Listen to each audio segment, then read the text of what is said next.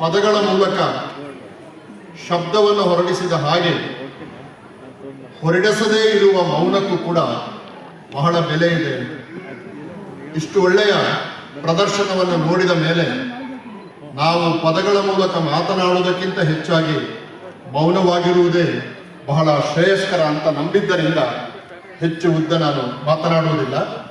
ನಿಮ್ಮೆಲ್ಲರ ಪರವಾಗಿ ಮತ್ತು ನಾಡಿನ ಎಲ್ಲ ಕಲಾವಿದರ ಪರವಾಗಿ ಶಿವಶಕ್ತಿ ನಾಟ್ಯ ಕೇಂದ್ರ ಮತ್ತು ಅದರ ನಿರ್ದೇಶಕಿ ಆಗಿರುವಂಥ ಗುಣವತಿಯವರಿಗೆ ಮತ್ತು ಸುಮಾರು 55 ಮಕ್ಕಳು ಬಹಳ ಅದ್ಭುತವಾಗಿ 2 ಗಂಟೆಗಳ ಕಾಲ ನೃತ್ಯ ಮಾಡಿ ನಮ್ಮ ಮನಸ್ಸನ್ನು ತಣಿಸಿದ್ದಾರೆ. ಅವರಿಗೆಲ್ಲರಿಗೂ ಕೂಡ ನಿಮ್ಮ ಪರವಾಗಿ ನನ್ನ ಅಭಿನಂದನೆಗಳನ್ನು ಸಲ್ಲಿಸ್ತಾ ಇದ್ದೇನೆ.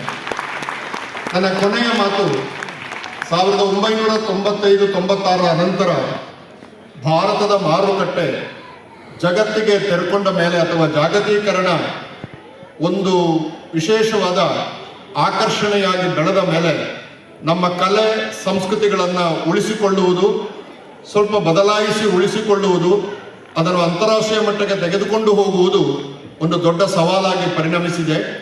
ಅದನ್ನು ನಾವು ಬಹಳ ಗಂಭೀರವಾಗಿ ಸ್ವೀಕರಿಸಬೇಕು. ಇವತ್ತು ನಾವು ನೋಡಿದ ಆದಿಶಕ್ತಿಯಿಂದ ಕೊನೆಯ ಚಾಮುಂಡಿವರೆಗಿನ ಒಂದು ದೇವಿಯ ಬೇರೆ ಬೇರೆ ಆಕಾರಗಳು, ಶಕ್ತಿಗಳು, ಪೀಠಗಳು ಏನಿದೆ, ಚಾರಿತ್ರಿಕವಾಗಿ ಸುಮಾರು 1,500 ವರ್ಷಗಳ ಇತಿಹಾಸ. ಅದು ಬೇರೆ ಬೇರೆ ಕಾಲಘಟ್ಟದಲ್ಲಿ ದೇವಿಯ ಬೇರೆ ಬೇರೆ ಆವಿರ್ಭಾವ ಆಗಿದೆ.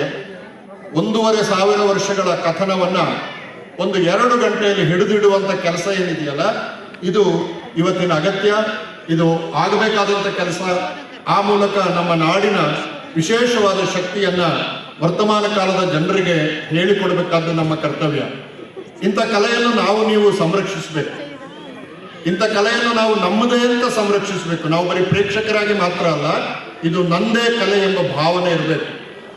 ರಾಮಾಯಣದ ಕೊನೆಯಲ್ಲಿ ಕುಶಲವರು ರಾಮಾಯಣವನ್ನು ಹಾಡುತ್ತಾರೆ.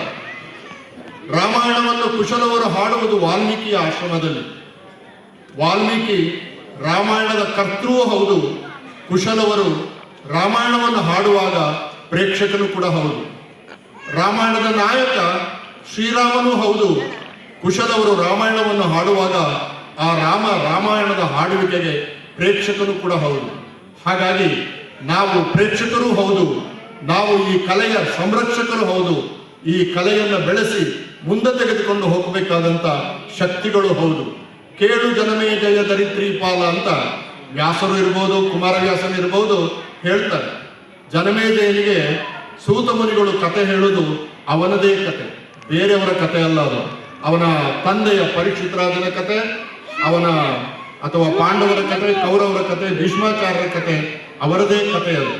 ಸೊ ಇಂಥ ಕಲೆಗಳು ನಮ್ಮದೇ ಕಲೆ, ಇದನ್ನು ಕೇಳುವವರು ನಾವೇ, ಇದನ್ನು ಸಂರಕ್ಷಿಸುವವರು ನಾವೇ ಎಂಬ ಭಾವ ನಮಗೆ ಬಂದರೆ ಇಂಥ ಕಲೆಗಳು ಬಹಳ ಕಾಲ ಗಟ್ಟಿಯಾಗಿ ಉಳಿತವೆ, ನಾಡಿನ ಶಕ್ತಿಯನ್ನು ಜಗತ್ತಿಗೆ ಪಸರಿಸ್ತವೆ.